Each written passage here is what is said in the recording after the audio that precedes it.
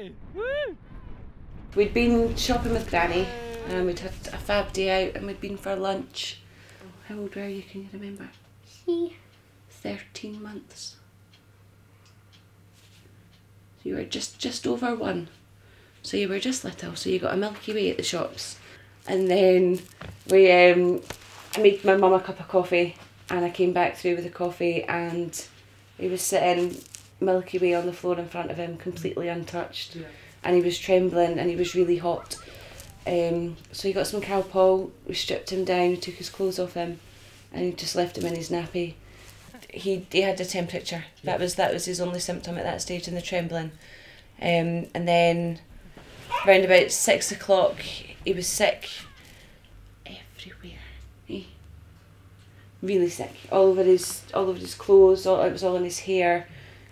So popped him in the bath, the cool bath, because he was still quite warm.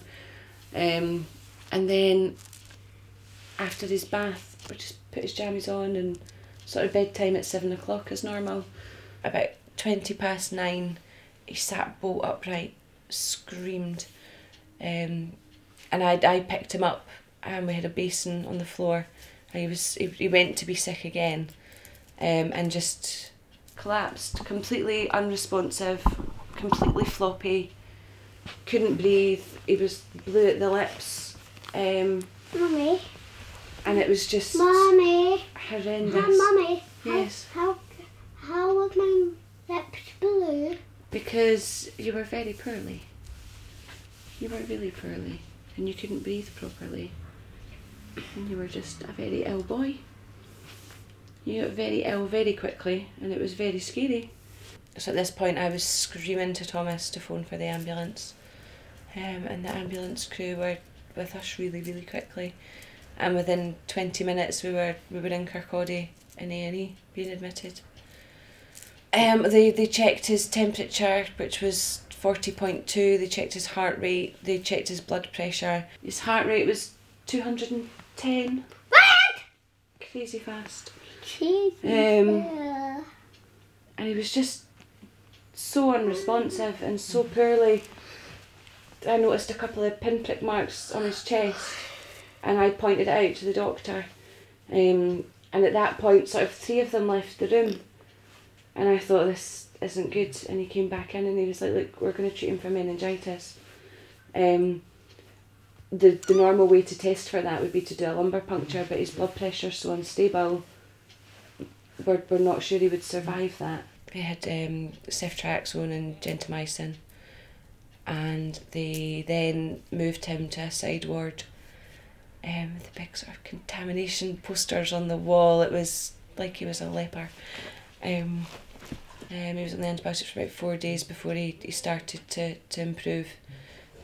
Big smiles for Daddy and Hannah when they came in to visit, which was sort of how we knew he was perking up. Because up until that point he'd just lay there. I mean, they were putting cannulas in his arms and in his feet and he didn't even flinch, didn't cry, didn't make a noise. He was really ill and just astonished at how quickly he went from being absolutely fine and having lunch at 2 o'clock to at 10 o'clock being in hospital fighting for his life. It was awful. And then he started to get better. So it was the worst sort of 2 weeks of my life. After discharge from the hospital, he suffered from really severe night terrors. And he would just wake up screaming.